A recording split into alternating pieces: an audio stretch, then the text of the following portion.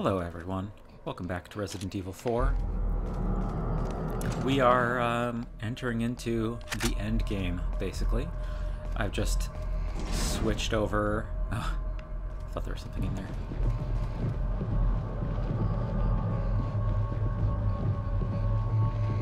We got a wiggler.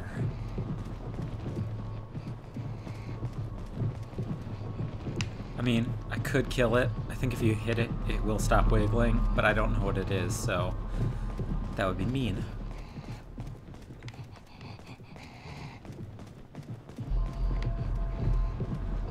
Did I aggro you? Come on.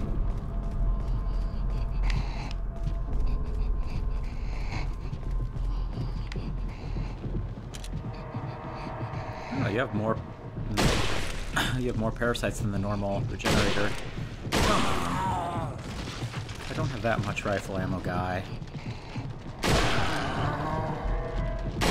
has 5, and he's not even an Iron Maiden. Think about that. Yep. I'm very low on rifle ammo.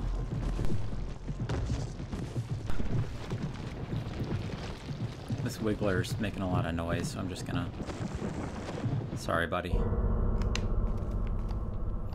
What the hell is this thing? Don't know, Leon. There's a lot of strange, confusing stuff in this game. I mean, I guess I do like the idea of a certain amount of ambiguity, I think, can actually help with world building. Like, people often talk about it in the context of the mystery box, like this thing famously that J.J. Abrams was really into. Gross. Like, there's this idea that if you leave certain things unresolved or certain things unexplained, it can actually kind of be more useful, or like it can inspire the viewer to form their own conclusions, or like invest themselves deeper into the world. I think that's a little bit the case with this game, but because this is in some strange sense like kind of a side story, it's hard to reach conclusions. I think that when you think about the size of the Plagas in El Gigante, I guess I always have these questions about, like, are there different kinds of Plagas, or is that the result of there being like multiple Plagas in a single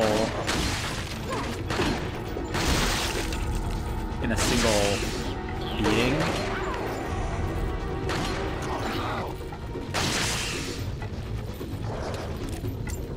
Is it about, yeah, is it about numerous? Is it about, I don't know. Are there, like, varieties?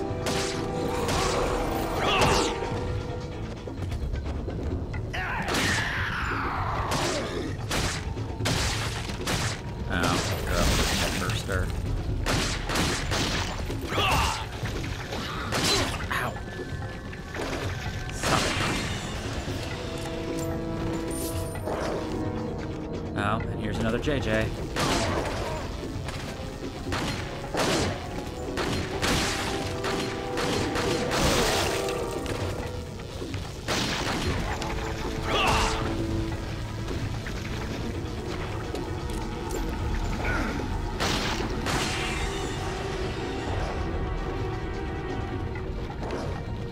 Where are you at, JJ? There you are. So I have 19 shots. Ow. Nice. What do I want to use to heal? I guess it doesn't really matter that much at this point in the game, but as an unrelated aside, this particular room has always slightly confused me.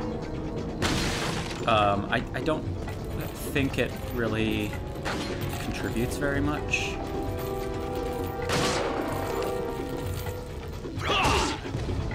particularly after we had that big action scene. That would kind of have been a nice thing if that was like, I don't know, the last hurrah of the Ganados.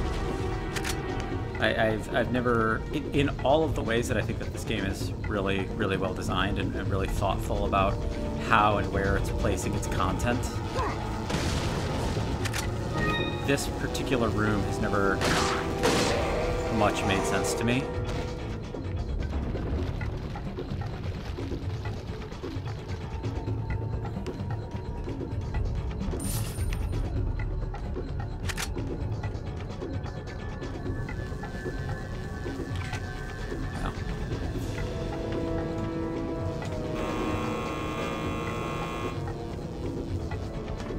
Because it's not challenging.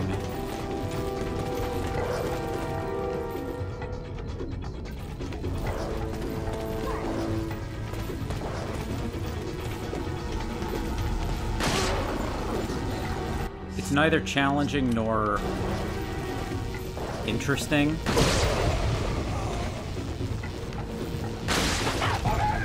Nor is it substantially different from anything that's come before.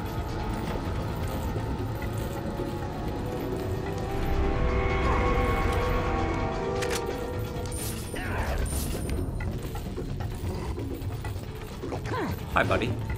You mistimed that.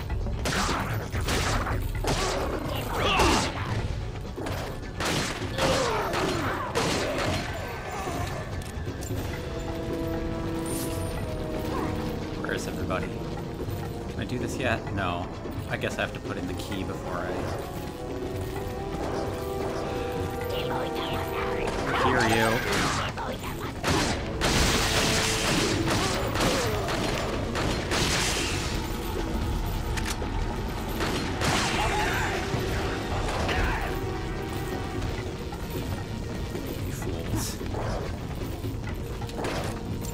This room also only has one door, yeah.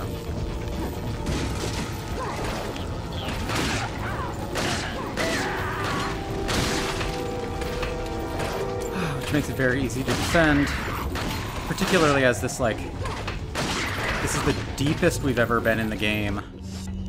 We have better weapons than ever. It seems kind of silly to me that they would let you be in this room. I don't know.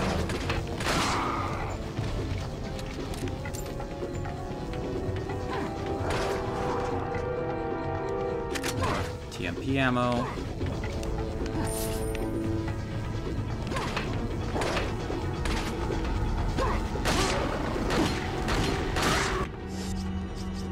We have so many grenades, I might as well.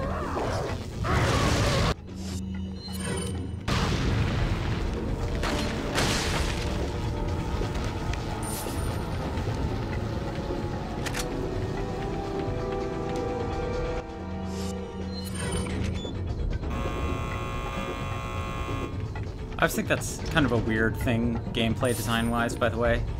Everyone, like, in the case of putting this in here, it's a peculiar non-interaction that this game does and a lot of games do that I don't totally get.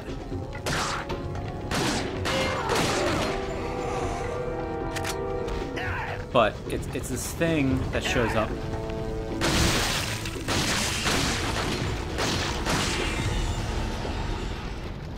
where you're technically given the capacity to interact, but like, so yeah, in the case of that button, that's like, why do I even have an option? Why do I even have an option to not press it? Because there's never really been any like indication in the game that there's a scenario where pressing a button can be like lead to a negative consequence. So like the fact that there's even the option is kind of silly to me. And similarly, like in the case of the key card, it's like we're not overburdened with a bunch of key cards. It's not a puzzle. It's not a puzzle. There's not something that there's not an alternate key card that we could attempt to put in to like figure out, I don't know, some alternative. Like I didn't have to there was no choice being made. So the fact that it like lets me go into the menu, I just don't totally get what that's supposed to enable.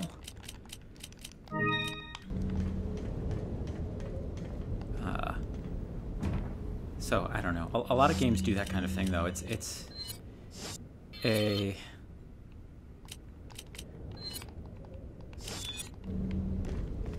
non-choice that they sort of gameplayify in a I don't know, non-substantial way.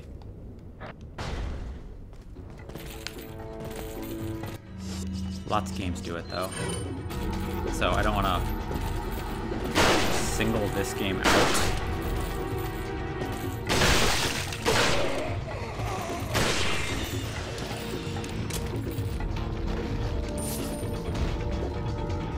But yeah, it's a non-choice. Okay, so we got a hallway with 2 shield guys, which is kind of a weird... Oh, cutscene time, sorry.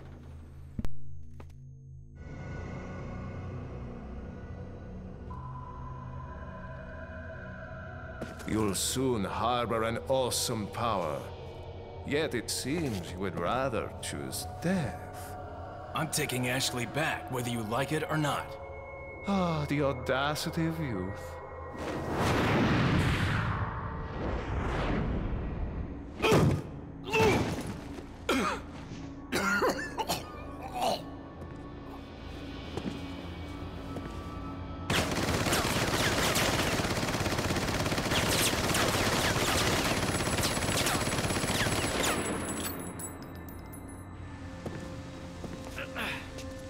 Leon, now!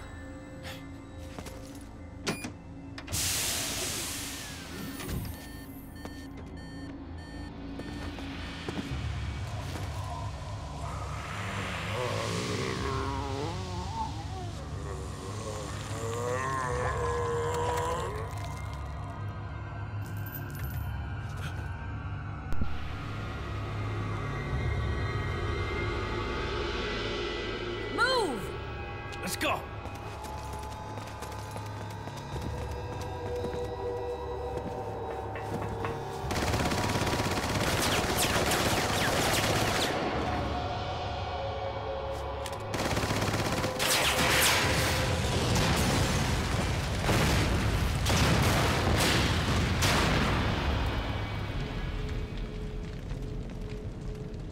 Yeah. I like that the forcing the bullets out of his body is basically like a gag from Jim Carrey's The Mask. Oh, another note.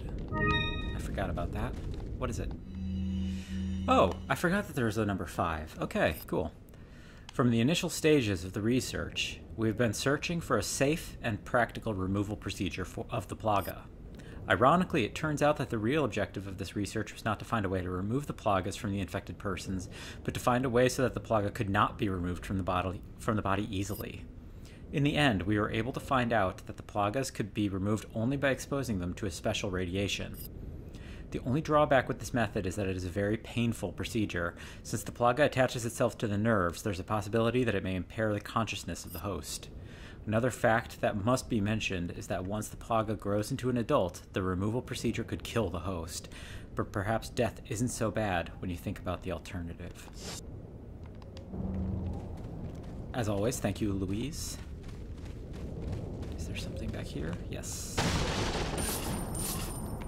More money, which I don't need, because... Welcome!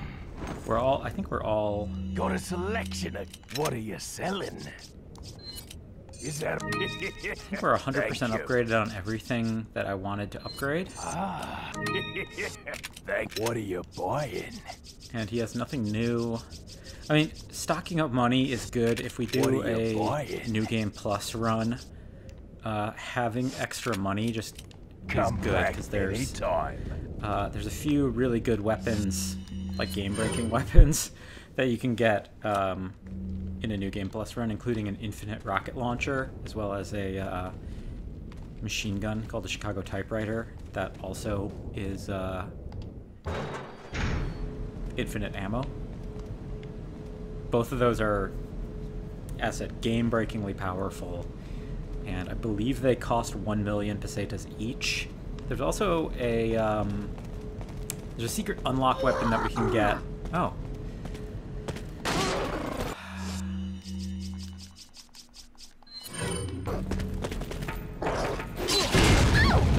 Herbert. Not the time, Ashley.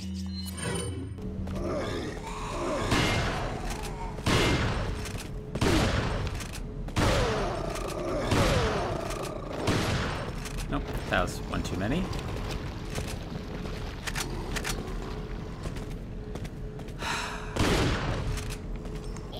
I think some of these last encounters are kind of silly, as said. I feel like the thing with the two guys with shields, like, this late in the game is so non-trivially easy to defeat. I don't totally get why it would be made an option at all.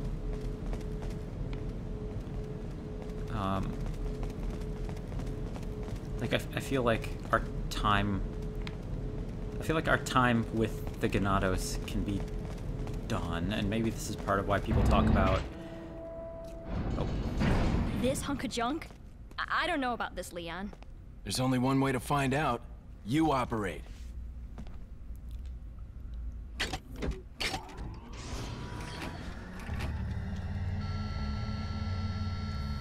You sure you want to do this? Yeah. All right. Here goes nothing.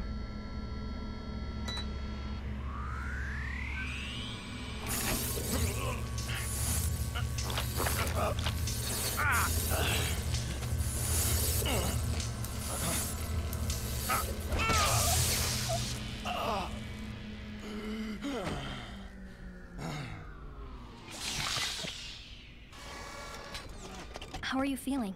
Like $1,000,000. I thought you were gonna die. All right. Guess I'm up.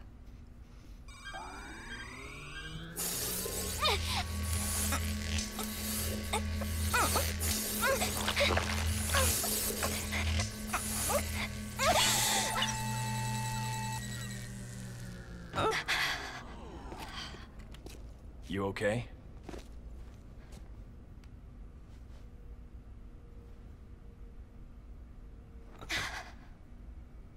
I don't know about you, but I think it's time we go home.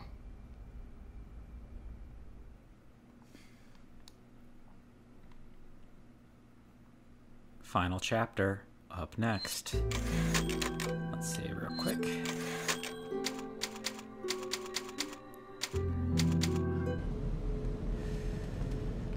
I presume that you move forward by going that way, but it's kind of strange. What was the door over here then? Nope, that's the way we got in here. What is this? Is this just weird? I don't remember. Oh, this is back up in here. Right. Is there treasure?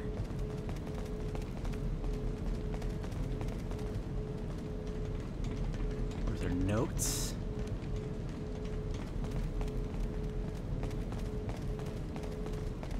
Why have I been let back in here? What were they going to do to her? We already know, Leon. We definitely know that. Not a mystery.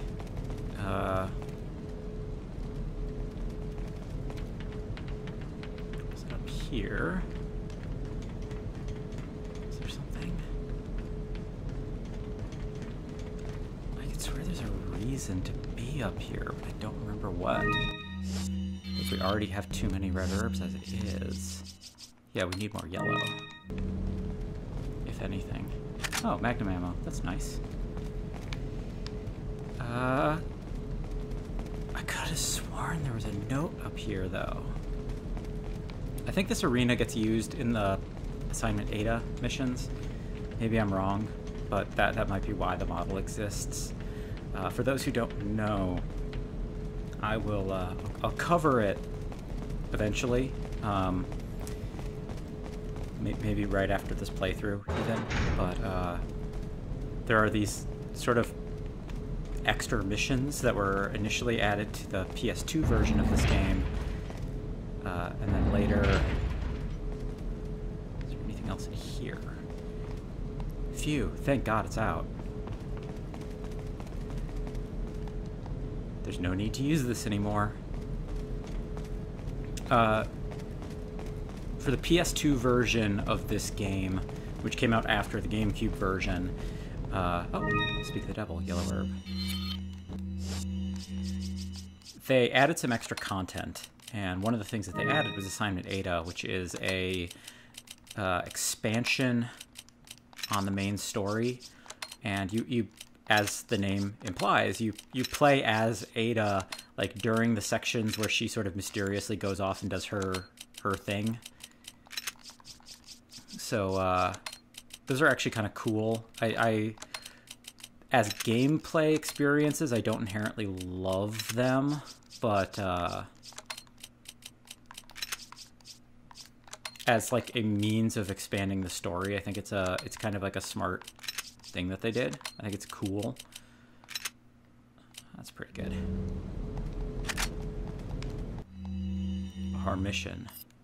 The real power of the United States lies in 3 areas: the Justice Department, the administrative bodies, and the military.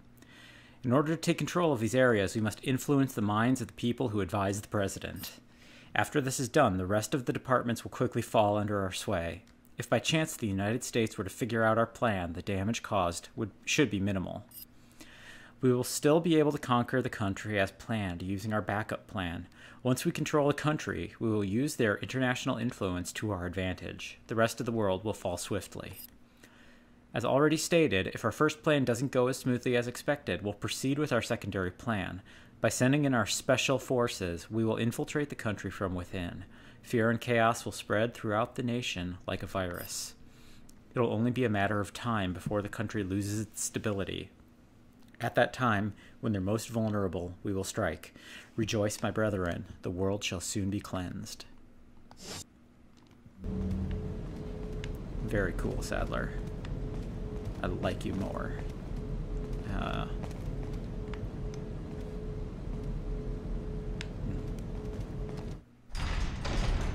Merchant. But yeah, Assignment Ada is a series of 5 missions that kind of explain how she weaves into the story. The only thing that I dislike is that I kind of wish that they literally let you play those missions during a playthrough. Or like during the playthrough. Making it a separate mode, I get, but it would be cool if when playing the game through, even the first time, like, you would have the option to play as her as an aside, in the same way that you briefly play as Ashley. A lot of the Resident Evil games have this kind of thing, too. Like, the Resident Evil 2 Remake and the Resident Evil 3 Remake both have sections where you get to play as alternate characters. In the 2 Remake, you get to play as Ada for a little bit, as well as this little girl as Sherry Birkin, who Ashley was originally supposed to be Sherry, for the sake of saying it. Or like Leon was supposed to be rescuing Sherry in an earlier version of this game. But then in the 3 remake, you get to play as Carlos for a little bit and go back through the police station and this section in a hospital. I hope in the 4 remake they like weave the Assignment Ada content into a regular playthrough, and then maybe also have Krauser involved as part of all that. So, anyway. Welcome. Hello. Got a selection of what are you I think selling? you have nothing new, but Is that all? I mean, it Thank says you. nothing new, but I don't think there's anything that I What are you buying? want. I could buy a rocket launcher to are you trivialize the buying? fight. Come back I anytime. don't know if I really need to, though. Final chapter. Yeah, these animated missions are cool. I think it's a really nice addition. Something's not right. Ashley, you stay here.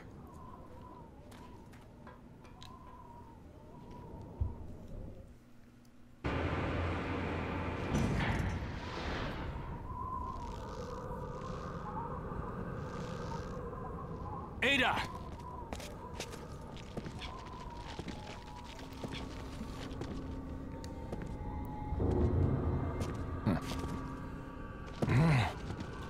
Better try a new trick, cause that one's getting old. You okay? I've been better. What's so funny? Oh, I think you know. The American prevailing is a cliché that only happens in your Hollywood movies. Oh, Mr. Kennedy, you entertain me. To show my appreciation, I will help you awaken from your world of clichés. Ada, stand back.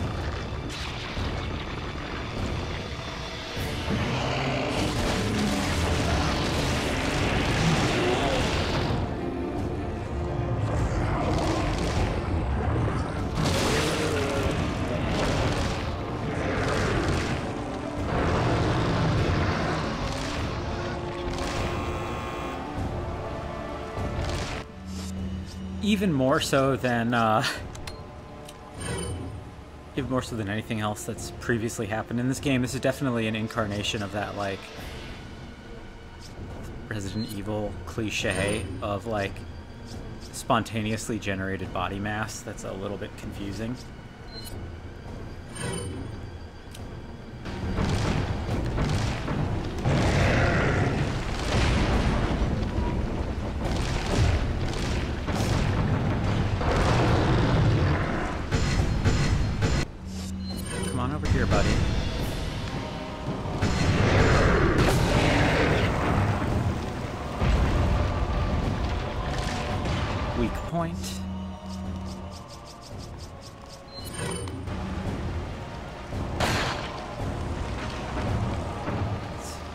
Good amount of damage.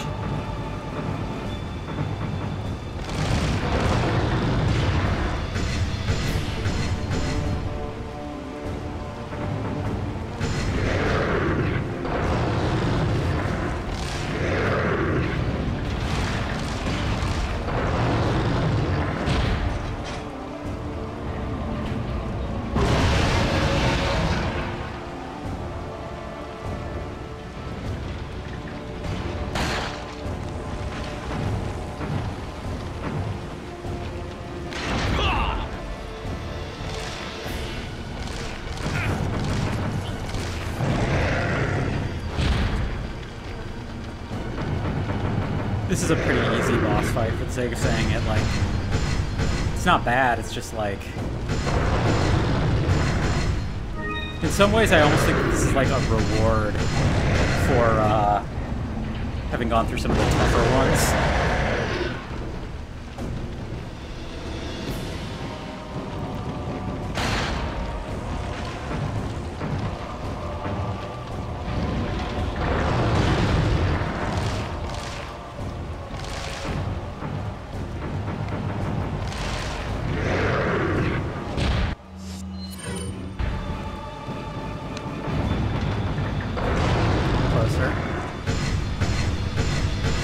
Come on, buddy. It's like this is more about having like a big, exciting, climactic finale, more so than it is about like really challenging the player. Like I think both Krauser and It were more that. Use this.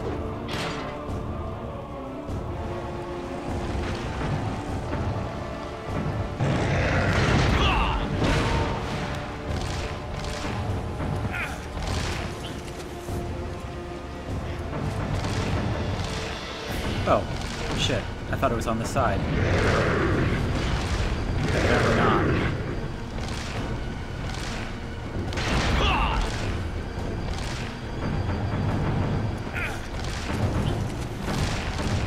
I screwed it up. Sorry, Ada. Thank you.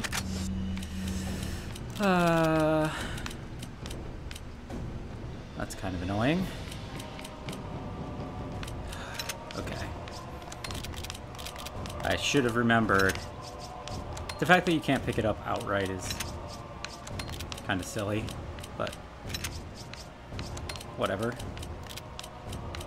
I mean, honestly, the fact that your inventory can't auto-sort is also silly. Like, the idea that Leon can't pick things up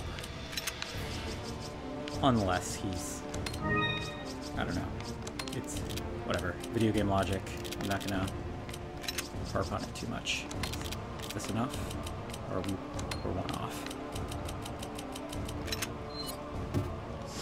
Literally can't use it.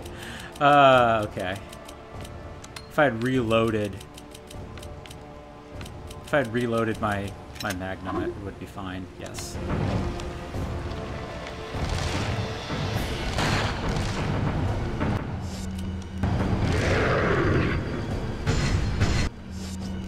I think I can just fire it at him without...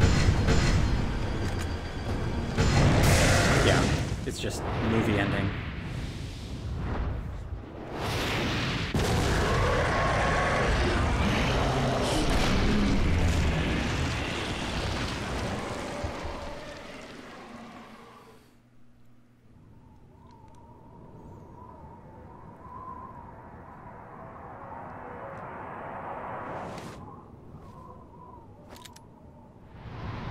Sorry, Leon.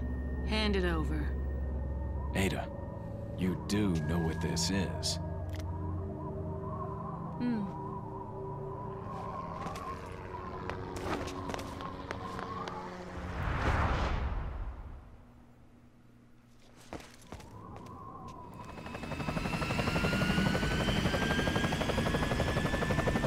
Don't worry. I'll take good care of it. Ada! Gotta go. If I were you, I'd get off this island too. She really pushed it. Here, catch. Better get a move on. See you around.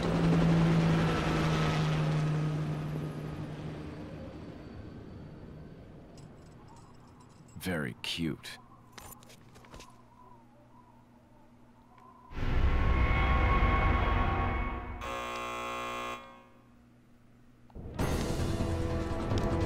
It's, yeah, time for the big explosive finale.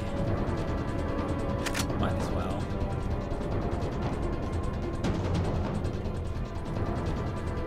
Why not?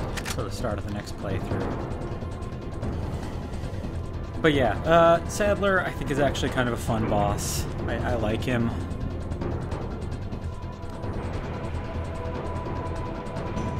Leon, We have to get off this island now. It's gonna blow any minute. it's gonna what? And here's our action movie finale.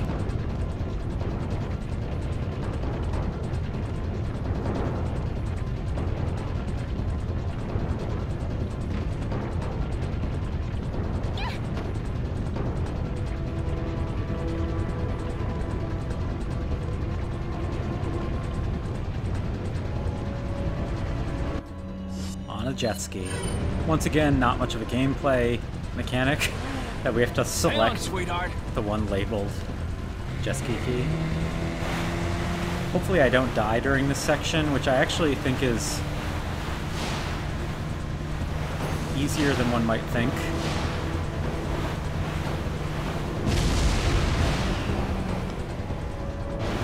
Because if you collide with like anything, basically you immediately die. Please! Behind us! I know. Just hold on.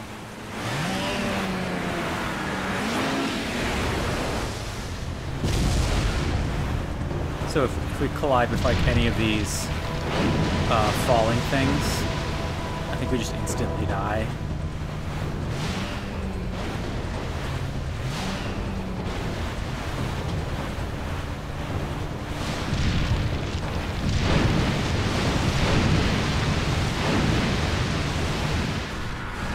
Okay, there we go.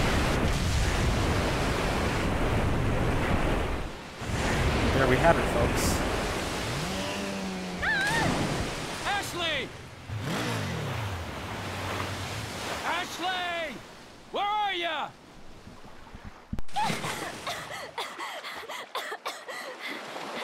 Leon! Come on. Let's go home. Sounds like a great idea. Mission accomplished. Right, Leon? Not quite. I still have to get you home safe. So, after you take me back to my place, how about we do some, overtime? Sorry.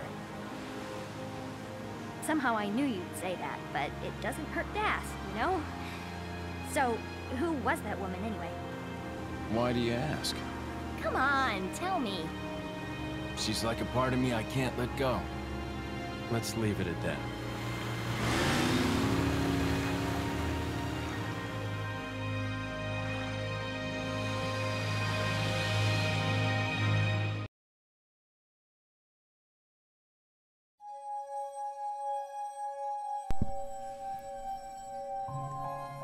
There we have it, everybody. Resident Evil 4. Still holds up great for me. I think it's still like a tremendously good video game across the board. I think that it just introduces so many ideas so rapidly. You're never really doing the same thing too much or for too long. Maybe with the exception of the island, which I sort of touched on this episode. There's a little redundancy there, but the degree to which the game is constantly introducing new enemy types, new combinations of the different enemy types, new contexts for how you would have to engage with the enemies, all of the above just keep the game so fresh, and it's I think a remarkably thoughtful progression for the series. I know some people sort of lament it and they feel that it's the downfall of Resident Evil because of where Resident Evil 5 would go. But I don't think you can blame it. Like, it was, I think, the exact right thing for the series at this moment. At this point, you had Resident Evil 1 through 3 and Code Veronica. Code Veronica was not considered very successful, and everyone kind of felt like the series was like struggling a little bit, like it was a little too self-referential, or like too stuck in its own ways. Okay. Between all of that and the relative commercial failure of the Resident Evil 1 remake on the Gamecube, the kind of iffy reception that we would soon see for Resident Evil 0 and the Resident Evil Outbreak multiplayer games on the PS2. It only made sense to me that they should like attempt to mix stuff up, and like I think that this is a really sensible continuation of that. Like, contrary to a lot of common statements about it, it still uses the tank controls. I mean, the basic controls are basically identical to the original Resident Evil, like the run button, the quick turn, the fact that you can only aim while standing still. All of this is basically the same mechanics as the original Resident Evil game. You just like made it so that it's this adventure where you're constantly progressing through a series of rooms rather than a Metroidvania where you're like re-exploring the same space with new tools available to you. I think it's a pretty remarkable effort, and the fact that the series went astray after with RE5, RE6, I don't think should be blamed on this game. Like, I don't think you should blame other games failing on this game's quality. Like, the fact that they tried and failed to emulate some of what made this game so great is not this game's fault. Hunnigan, is that you? Finally, the line's jack free. Hey, Hunnigan, no glasses. Forget the glasses. What's the status of the mission? I've rescued the subject. We're returning home. You did it, Leon. Thanks. You know, you're kind of cute without those glasses. Give me your number when I get back. May I remind you that you're still on duty? Story of my life.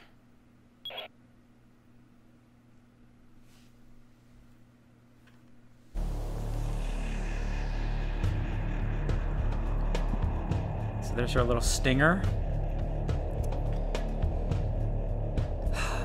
9:49, 13 deaths, just over 14 hours clear time.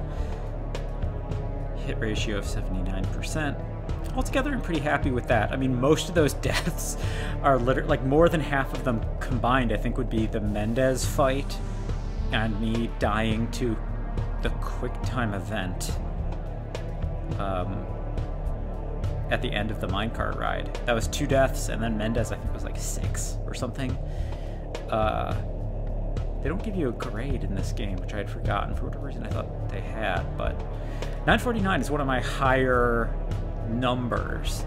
Generally speaking, clearing 900 is pretty standard for the run, at least in my experience, but I've never yet broken 1,000, and I don't know if that's even possible.